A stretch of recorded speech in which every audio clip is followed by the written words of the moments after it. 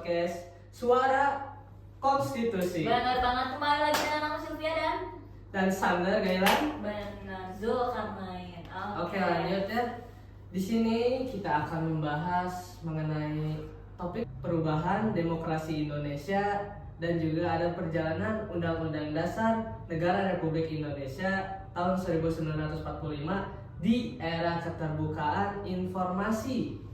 Nah, topik berat. Benar banget ya. Jadi memang banyak banget orang-orang yang ngomongin soal demokrasi. Demokrasi itu kayak mungkin mereka cuma mikirnya demokrasi itu hanya sekedar tentang pemilu 5 tahunan doang kan ya. Padahal demokrasi ini benar-benar panjang banget kan prosesnya, betul tidak? Betul. Benar banget, panjang banget prosesnya dan penuh dengan dinamika dari mulai kemerdekaan sampai era reformasi kan ya. Nah dari situ kan benar-benar banyak yang berubah semenjak UUD 1945 setelah diamandemen. Iya. Untuk membahas topik itu kita udah punya dua narasumber kece nih. Ya betul banget, kece banget. Boleh dong masuk Badai. narasumbernya. Boleh dong. Oke. Halo. Halo. Oke, silakan duduk boleh. Ya, oke. Boleh dong. Di sini kita punya dua narasumber yang kece banget. Boleh dong. Boleh dong. Perkenalkan diri dulu dari sini. Nama saya Muhammad Dalfa Saputra. Senang banget nih bisa diundang ke podcast ini. Terus sekarang juga ada teman saya. Halo, kenalin aku Kansa Tifa. Aku juga seneng banget sih di sini. Aku harap obrolan kita hari ini tuh berbobot lah ya. Ya, kayak berbobot, bener banget. Oke, langsung aja kita masuk ke pertanyaannya. Jadi nih, kalau kita ngomongin soal perjalanan demokrasi Indonesia, sering banget kan orang-orang itu membayanginnya kayak langsung kayak reformasi.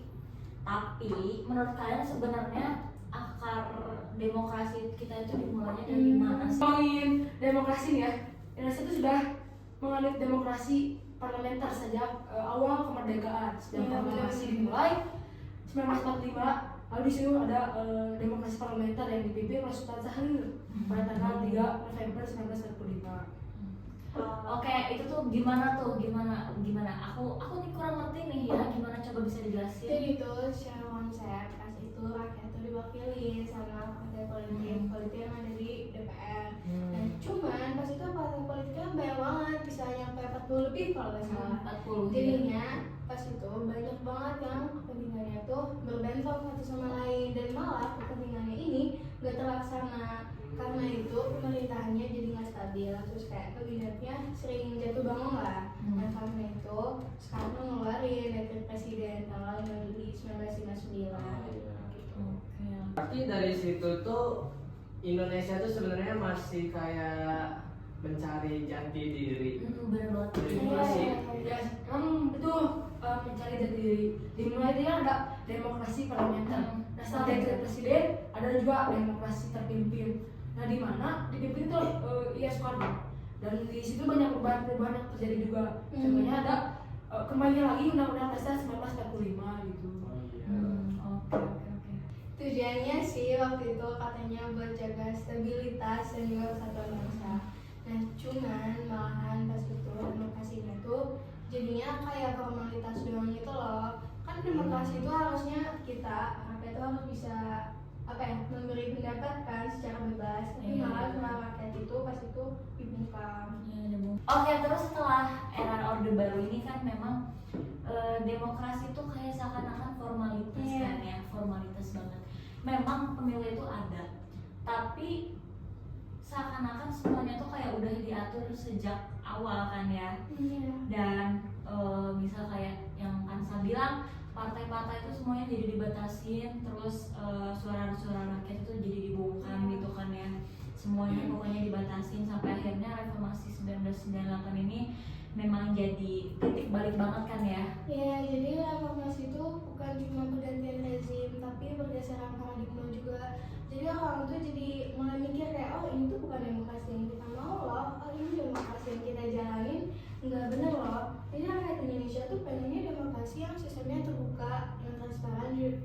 akuntabel. Nah iya, di saat reformasi ini terjadi, Undang-Undang Dasar 1945 itu terjadi amandemen sebanyak 4 kali. Itu bukan hal kecil loh, soalnya banyak hasil-hasil dari amandemen tersebut. Contohnya ada pembatasan kekuasaan presiden, Ya. penguatan DPR, penguatan Mahkamah Konstitusi juga. Ya. Nah ini dia bagian yang krusial banget. Wow, krusial gimana tuh? Jadi setelah Undang-Undang 1945 ini diamandemen, ada pendapat orang-orang tuh bilang katanya ini tuh tidak menghasilkan apa ya bahasanya tuh ya, tidak membuat Perubahan yang baik. perubahan yang begitu penting gitu ya. Oh ya. Jadi Iya. kalau menurut kalian itu kayak gimana gitu pendapat kalian? Ya, aku juga sempat Nah, dengar. kalau menurut aku, jadi si inti amandemen itu untuk merubah ketatanegaraan Indonesia menjadi lebih baik dan pastinya memperkuat demokrasi. Dan menurut aku dampaknya gede banget sih. Contohnya kayak Iya.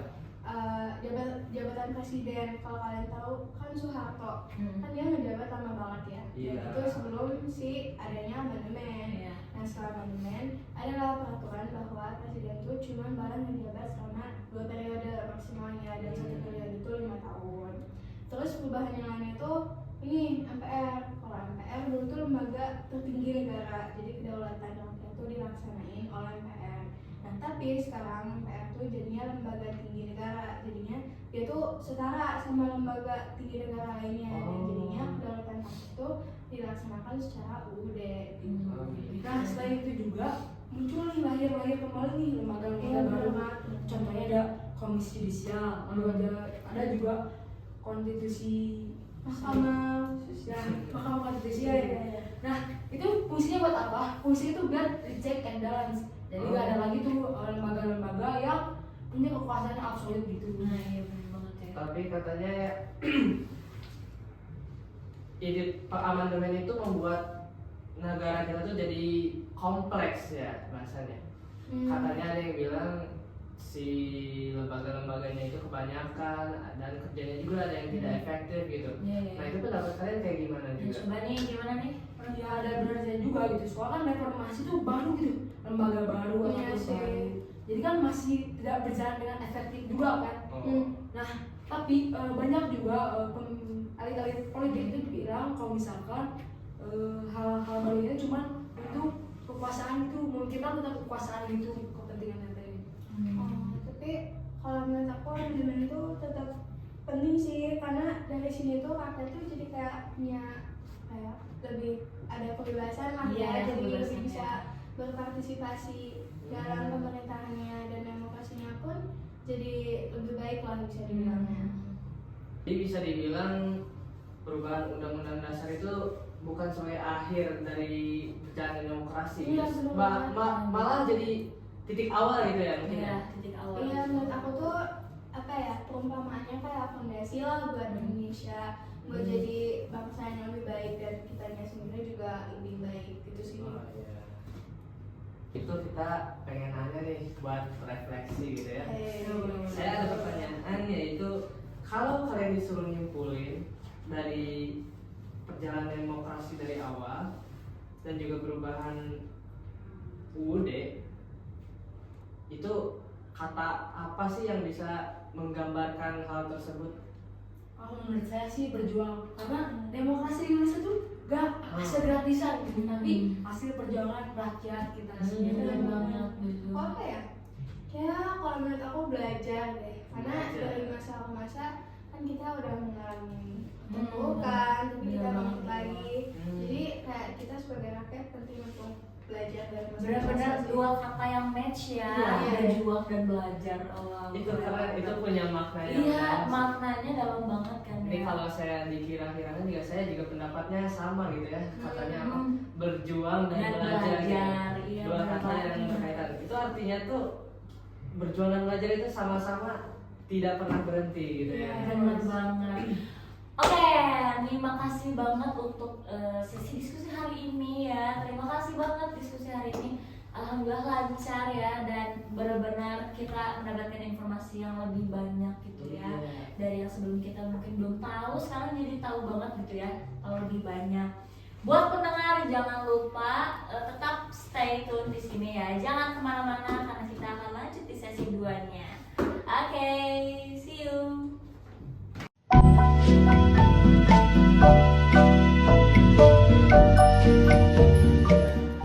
Oke, di sesi kali ini kita akan kedatangan tamu lagi nih, narasumber 2 orang lagi nih yang gak kalah keren dari Dava dan Hansa tadi di sesi 1 ya. Oke, langsung saja ya kita undang 2 narasumber kita yang gak kalah kece ini ya. Oke, boleh silakan Mas. Wow, bajunya udah hijau-hijau dan pinky-pinky ya sebenarnya. Iya, betul banget. Nah, gimana nih? Gimana nih rasanya kalian Ya, udah diundang untuk diundang. podcast kita ini? Itu seneng banget sih, kayak aku pas lihat teksnya kayak kamu diundang ke podcast ini kayak oh my god. Oh my god banget ya. Iya. Oh wow, bener sangat oh my god. Gimana nih perasaannya? Oh, saya sih bangga banget ya tentunya, apalagi kita akan membahas tentang demokrasi Indonesia saat ini. Iya benar banget. Oke, sebelum kita masuk ke topik, Inti- mari kita iya. perkenalkan diri dulu. Boleh perkenalkan dari sini yang tinggi-tinggi ini. Halo semuanya, kenalin nama aku Talita. Tadi tuh topiknya apa? Era keterbukaan informasi. Nah, menurut aku topik yang bakal kita bahas hari ini tuh menarik banget. menarik. Iya kan? Iya. Apalagi sekarang tuh semuanya serba digital dan transparan. Iya, di zaman sekarang gitu ya. Silakan. Oke, perkenalkan. boleh perkenalkan. Halo semuanya, perkenalkan nama saya Noah Sihaan. Kalau saya melihat topik ini tentunya sangat bangga saya, karena seperti merasa memilih orang yang tepat gitu. Saya. Tepat banget ya, tepat banget. Iya. Kalau saya melihat topik ini benar-benar penting banget ya, di mana keterbukaan informasi itu harusnya sudah menjadi bagian dari kehidupan kita sehari-hari gitu. Iya, nggak pernah jauh dari kehidupan kita ya gitu. Oke, langsung saja. Kalau ngomongin era keterbukaan informasi, nah sebenarnya apa sih yang dimaksud dengan era keterbukaan informasi dalam demokrasi? Gimana tuh coba jelasin? Aku nih kurang ngerti ya. Kita Iya. nih kurang ngerti tentang itu gimana? Nah, jadi era keterbukaan informasi publik ini tuh prinsip bahwa setiap warga negara tuh punya hak buat tahu, buat akses dan bahkan ikut ngawasin jalannya pemerintahan. Sejak disahkannya Undang-Undang Dasar Nomor 14 Tahun 2008, pemerintah juga diwajibkan buat transparan gitu ke masyarakatnya. Nah, betul banget tadi soal undang-undang tadi, bahwa itu menjadi bukti yang konkret bahwa demokrasi kita itu sudah mencapai tahap yang baru gitu, di mana kekuasaan pemerintah kita itu tidak hanya diawasi oleh lembaga atau badan yang formal, tetapi juga bisa diawasi oleh publik langsung secara kritis dan melek informasi. Oh, berarti publik sekarang tuh benar-benar punya kekuasaan yang cukup besar ya, Iya. lebih besar dari sebelum-sebelumnya. Bener banget, jadi dulu tuh bisa dibilang masyarakat tuh cuma jadi penonton, tapi sekarang tuh masyarakat bisa ikut ngawasin. Misalnya lewat platform digital, masyarakat tuh bisa minta data APBD, laporan proyek, atau kayak keterbukaan publik gitu. Jadi memang masyarakat sekarang tuh lebih ikut berpartisipasi gitu ya. Oh gitu, menarik. Tapi ngomongin soal keterbukaan informasi ini kan, di satu sisi keterbukaan informasi ini tuh kan hal yang baik gitu ya, kita bisa mendapatkan transparansi gitu. Tapi di lain sisi bisa menjadi resiko juga, karena kan bisa menjadi hoax gitu, dan juga bisa disalahgunakan data-data yang diberikan gitu. Iya, betul penjelasan. Jadi bagaimana itu pendapat kalian dan solusinya? Nah, itu benar banget bahwa hal tersebut merupakan dilema besar dalam era demokrasi modern saat ini, di mana masyarakat yang keterbukaan informasinya lebih luas bisa menjadi lebih kritis. Sayangnya, kalau tidak dibarengi oleh literasi digital yang kuat, ya kita bisa saja dimanfaatkan oleh orang lain, terutama untuk menyuarakan hal-hal yang salah, begitu. Contohnya itu pada saat pemilu, ada banyak sekali informasi hoax yang bertebaran bertujuan untuk mengadu opini kita satu sama lain begitu. Jadi kita seperti dikontrol oleh pihak-pihak yang ingin menguasai.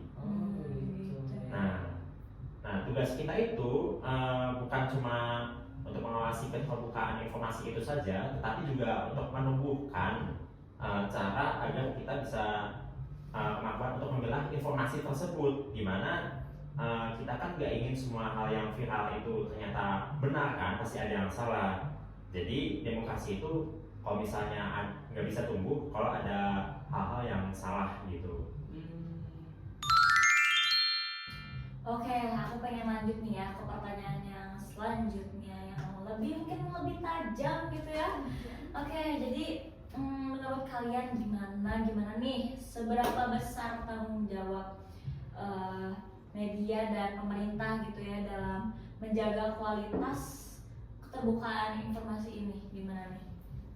Nah, menurut aku media tuh punya peran yang vital banget. Nah, kalau kalian tahu juga, media tuh disebut sebagai the fourth estate. Oh, gimana tuh kayak Itu artinya? tuh artinya kekuasaan keempat yang ngawasin jalannya pemerintahan.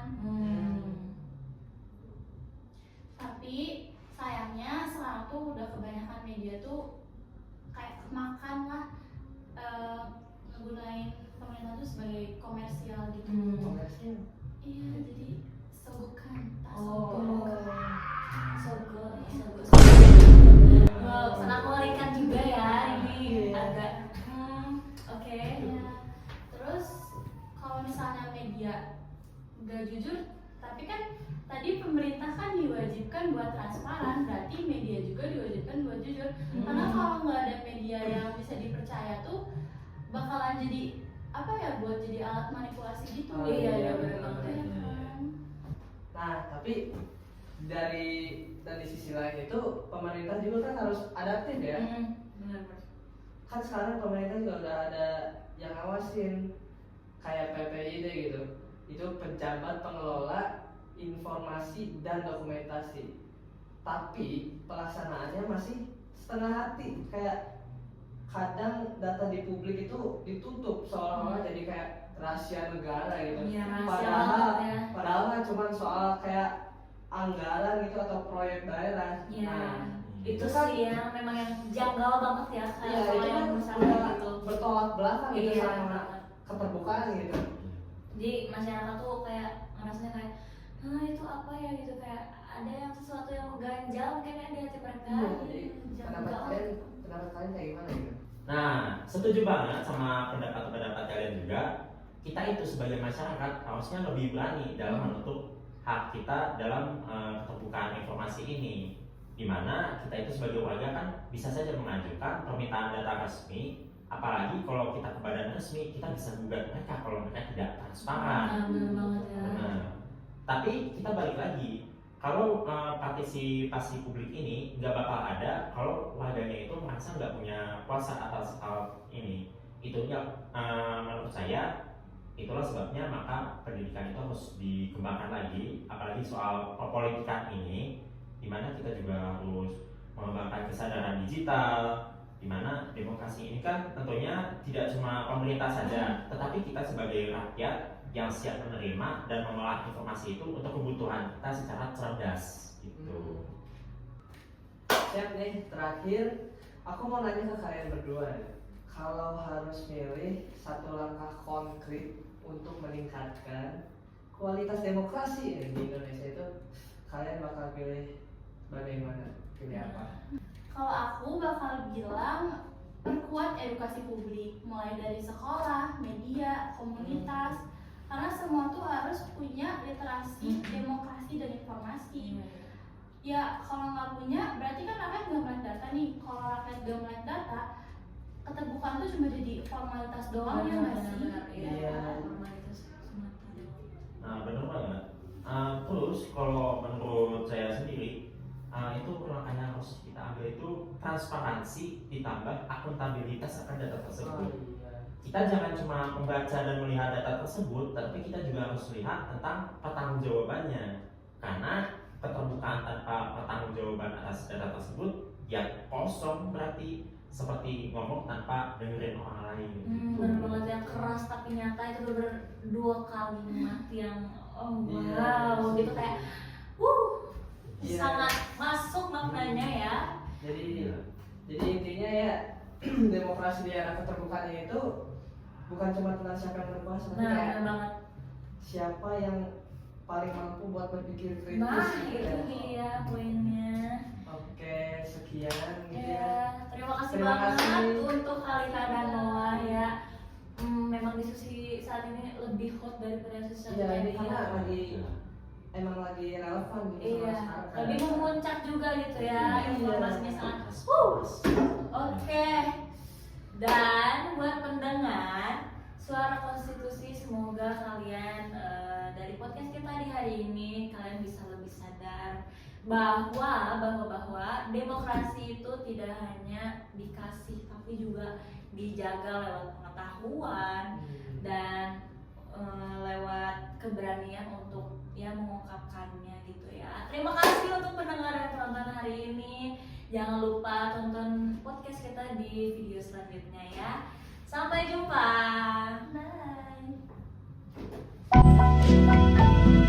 Bye.